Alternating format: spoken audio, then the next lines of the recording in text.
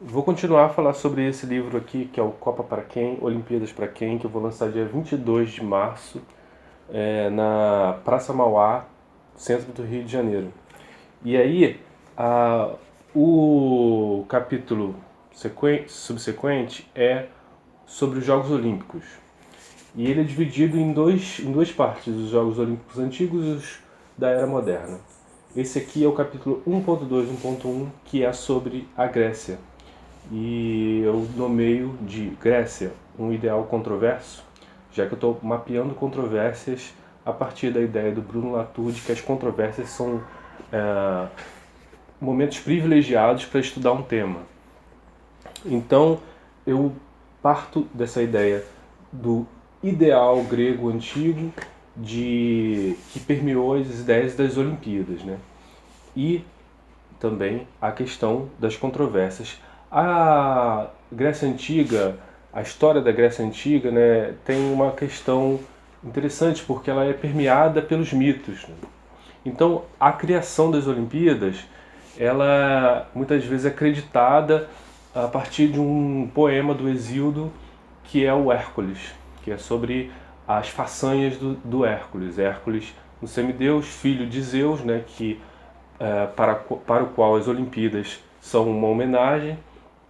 É, ele tem que cumprir 12 trabalhos para livrar Prometeu, que seria um patrono da humanidade, que deu fogo para a humanidade, da ira do próprio Zeus. Então Prometeu vai para o alto do Monte Cáucaso, depois de dar o fogo para a humanidade, e fica lá sendo comido por uma águia, e depois o corpo dele restabelece toda manhã. Então os sofrimentos de Prometeu são eternos.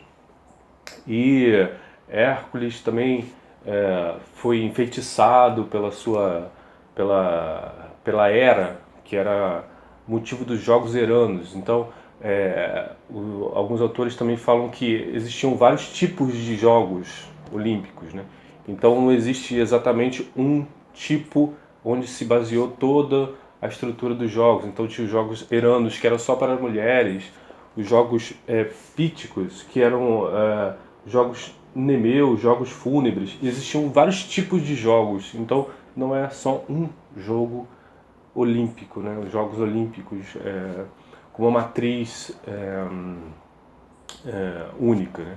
Então, Hércules, depois de enfeitiçado pela Hera, ele mata a mulher, os filhos e mata umas cobras que ela colocou lá e tal. Então, de arrependimento, ele vai se consultar com um rei, e esse rei diz que ele tem que cumprir esses 12 trabalhos, que tem a ver também com Prometeu, com a salvação de Prometeu. Então ele cumpre esses 12 trabalhos, e então já mostra essa questão do semideus querendo ser Deus, né?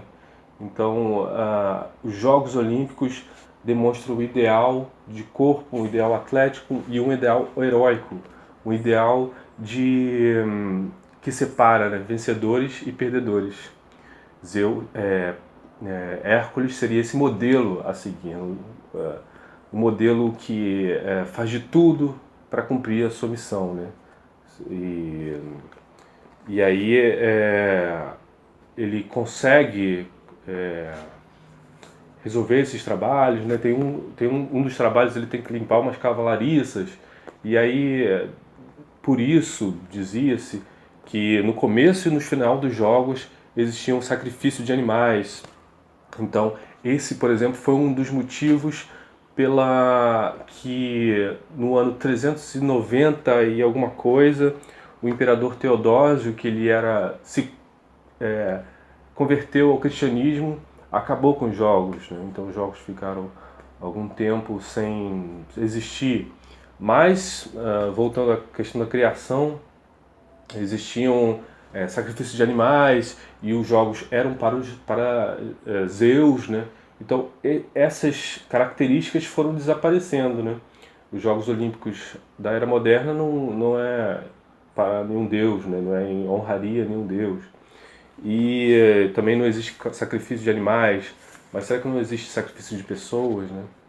Então, essas controvérsias que eu falo nesse capítulo, e aí vou fazendo esses questionamentos, né? Como o ideal grego antigo foi implantando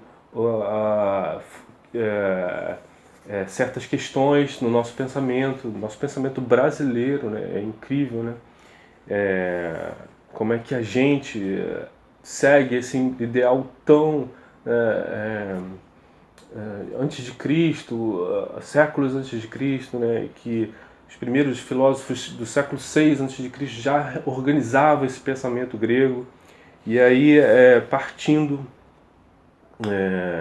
dessa questão do Hércules, do poema de Hesíodo, eu vou chegando até a essas questões dos ideais, né? O ideal platônico que Platão organizou, onde Platão organizou o pensamento grego, dividindo o mundo entre o mundo das ideias e o mundo sensível. Então, o nosso mundo sensível, o mundo da matéria, é um mundo que não tem tanto valor quanto o mundo ideal. Então, essa busca pelo ideal, onde existe uma produção de sujeito, né? Existe uma produção de individualidade que os Jogos e as Olimpíadas constroem, né? Então você tem que ser